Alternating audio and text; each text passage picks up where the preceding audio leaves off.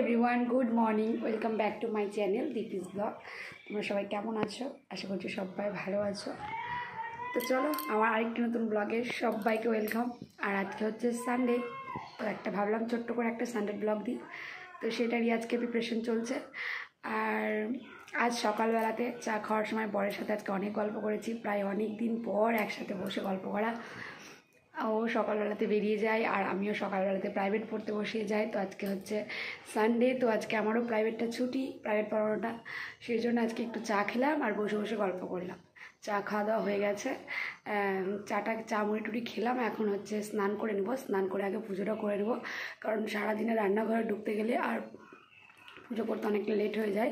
সেই জন্য আগে পুজোটা করে নিব, তারপরে রান্না করতে বসবো। চলো আগে স্নান করে পুজোটা কমপ্লিট করি, দেখা হচ্ছে পরে। টাটা।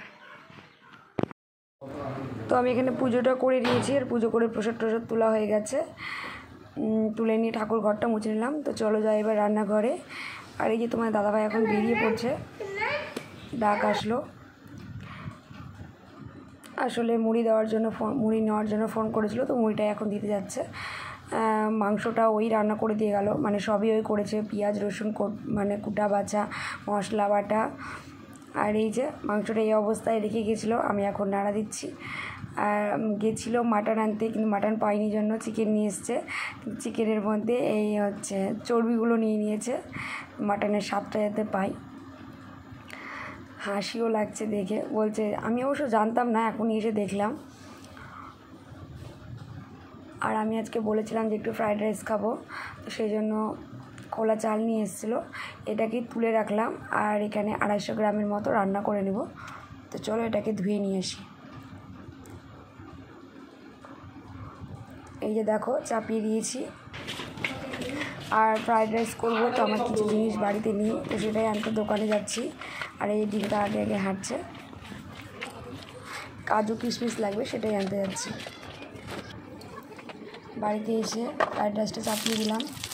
এখানে সাদা তেল আর একটু ঘি দিয়ে দিলাম। তারপরে তো গোটা গরম মশলাগুলো দিয়ে দিয়েছিলাম, একটু জিরে দিয়ে দিয়েছিলাম। আর এখানে এই সবজিগুলোকে একটু হালকা ভেজে নিব। আর ক্যাপসিকামটা একটু পরে দিব, তাহলে না ক্যাপসিকামটা আমাকে একটু কাঁচা কাঁচা ভাবটা খেতে ভালো লাগে, তো তার জন্য ক্যাপসিকামটাও দিয়ে দিলাম। আর একটু কাজু কিশমিশ, ব্যাস, গোলমরিচের গুঁড়ো। চলো ভাতটা দিয়ে দিই এবার।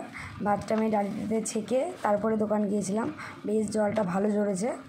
আর এটাকে এখন মিশিয়ে নিব, আর একটুখানি দিয়ে দেবো চিনি, তাহলে হয়ে যাবে। আর আজকে আমি এই মাংসটা খেতে আমাদের পাশের বাড়ির দুটো বাচ্চাকে ডেকেছি, তো চলো ওদেরকে ডেকে নিয়ে আসি। তো এই যে দেখো ডেকে নিয়ে চলে এসেছি, আর ডিঙ্কা ওদের সাথে খেলছে।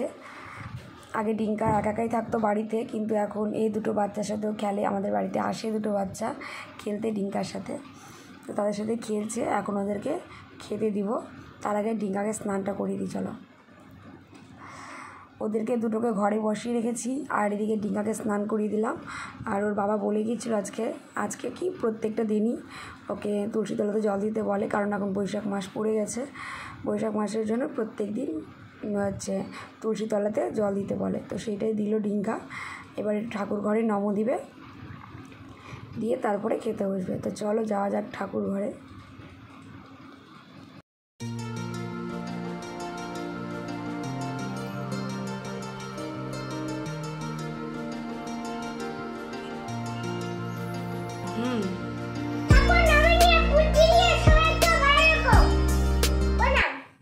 ভালো করে মাথাটা ঢুক।